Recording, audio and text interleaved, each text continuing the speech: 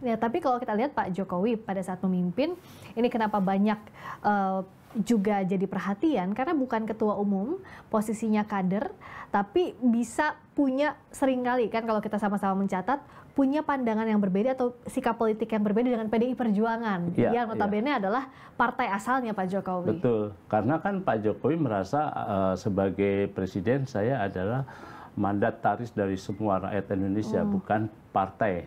Jadi ya ada kalanya ada kepentingan partai yang tidak diperjuangkan oleh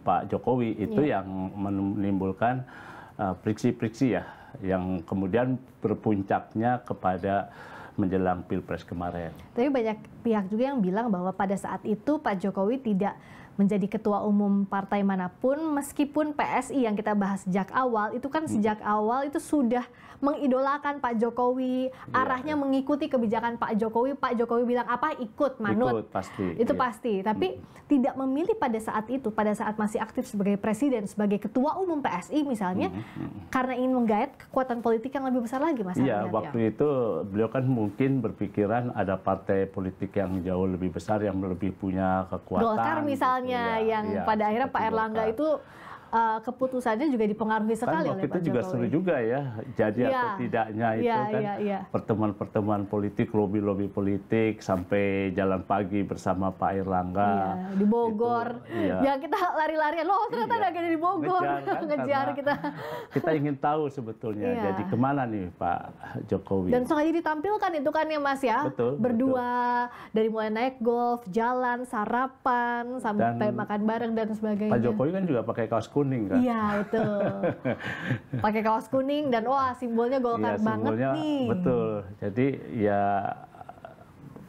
kelihatannya beliau memang mungkin merasa belum waktunya untuk ini. Bahkan waktu Mas Gibran maju aja kan Golkar duluan yang announce, ya Mas? Betul, betul. Jadi Pak Jokowi itu memang mengikuti karena Golkar partai terbesar kan, yang boleh dibilang bisa memenuhi keinginannya ketimbang partainya sendiri PDIP waktu itu. Even Pak Bahlil jadi ketua umum pun semua banyak sekali yang bilang bahwa itu orangnya Pak Jokowi di sana, Mas Arya. Betul, ya.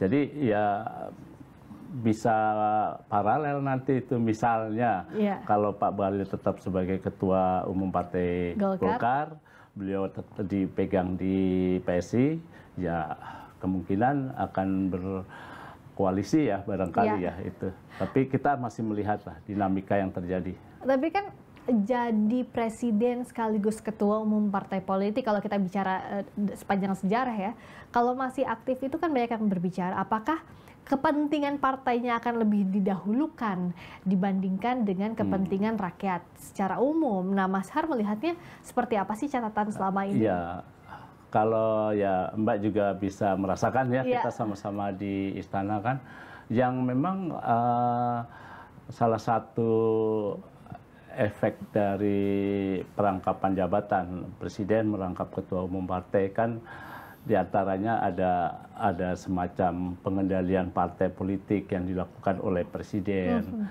sehingga itu akan menjadi dominasi untuk partai-partai lain ya, sehingga ada kontrol, ada kepentingan pribadi yang main di situ ya. Tapi kan ada sisi lainnya juga bahwa kalau beliau memegang partai kan juga bisa lebih ikut mengendalikan partai untuk menggerakkan kebijakan-kebijakan pemerintah yang sejalan, sehingga lebih powerful juga ya. Iya, betul powerful.